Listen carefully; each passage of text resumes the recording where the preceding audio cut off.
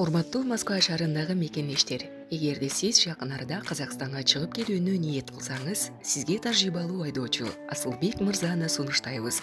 Биздин Аль Фортуналары кызмат кылат. Унабыз ыңгайлуу жана кенен жолдо кыйналбайсыз. Жолго чыгарда документти чорнойдон текшеребиз. Без пересадка өзүбүз алып кирип чыгабыз. Биздин дарек метро проспект Мира 39А. Биздин байланыш номер +7926 929 1820. Москва облусундагы Котельники шаарчасында 20 октябрда жума намаздан чыгып келаткан ондогон эркекти полиция кармап аскер комиссариатына жеткирген.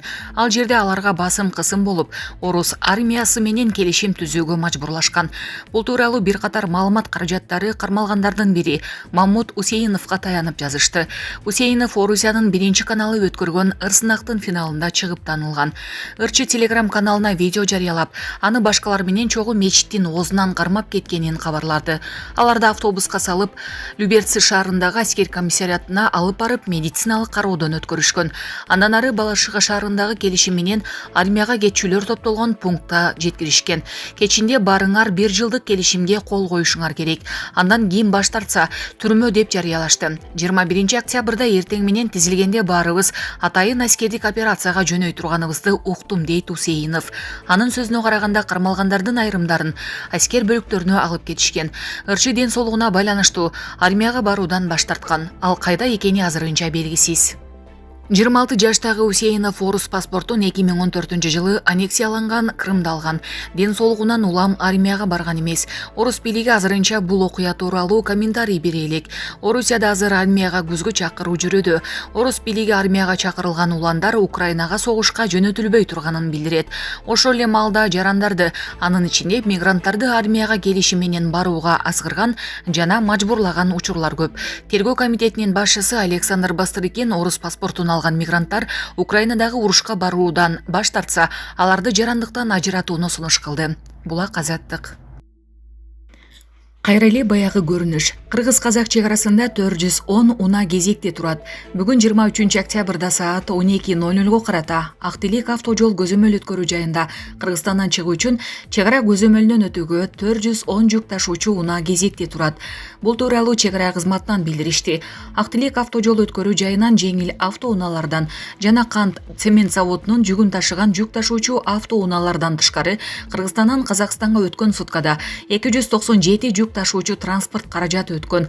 Унааларды өткөрүүнү жогорулатканына карабастан Ак Тилек автожолдо жүк ташуучу транспорт каражаттарынын топтолуусу байкалууда. Чек ара кызматы өткөрүү жайларында жүк ташуучу транспорт каражаттарынын топтолуусу сезондук көрүнүш экендигин жана айыл чарба азыктарынын эл керектөөчү товарлардын Кыргыз Республикасынан көп экспорттолушу менен байланыштуу экендигин баса белгилейт деп айтылат билдирүүдө.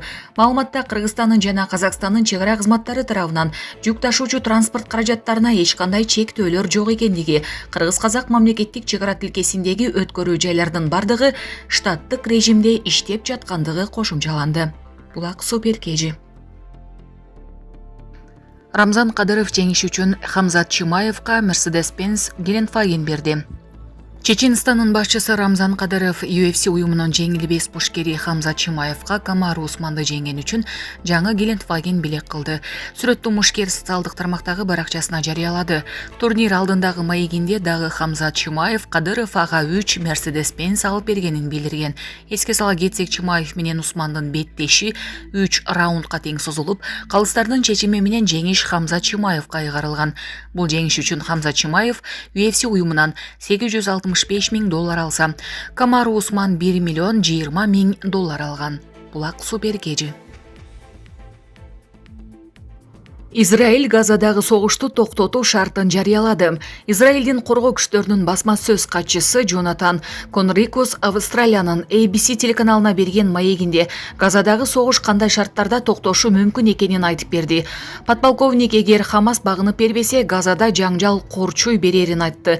Эгер Хамас Израилдин жарандарын жашырып жаткан баш калкалоочу жайларынан чыгып, биздин барымтадагыларды кайтарып беришсе, алардын бардыгы 212 киши жана эч кандай шартсыз багынып першиси, анда согуш бүтмөк деген ал.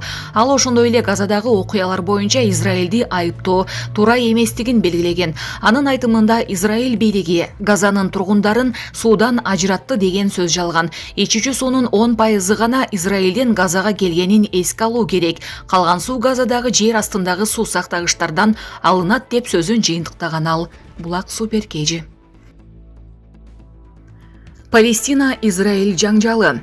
Түндүк Корея билдирүү жасады. Жакынкы чыгыштагы кырдаал толук масштабтуу согуштун босогосунда турат. Бул тууралуу Түндүк Кореянын Борбордук телеграф агенттиги билдирди. Жакынкы чыгыштагы кырдаалдын толук масштабтуу согушка айланып кетиши мүмкүн болгон трагедиясы толугу менен АКШ тарабынан жаралган. Америка Кошмо Штаттарынын бир жактуу жана атайлап кылган аракетинен улам жакынкы чыгыш аймагындагы массалык адам өлүмдөрү күч алууда деп жазылат Түндүк Кореянын билдирүүсүндө. Ошондой эле Түндүк Корея АКШны агрессор деп айыптап, Американын тышкы саясатынан улам дүйнөлүк стабилдүүлүк жана коопсуздук коркунучта экенин белгиледи. Булак Суперкежи.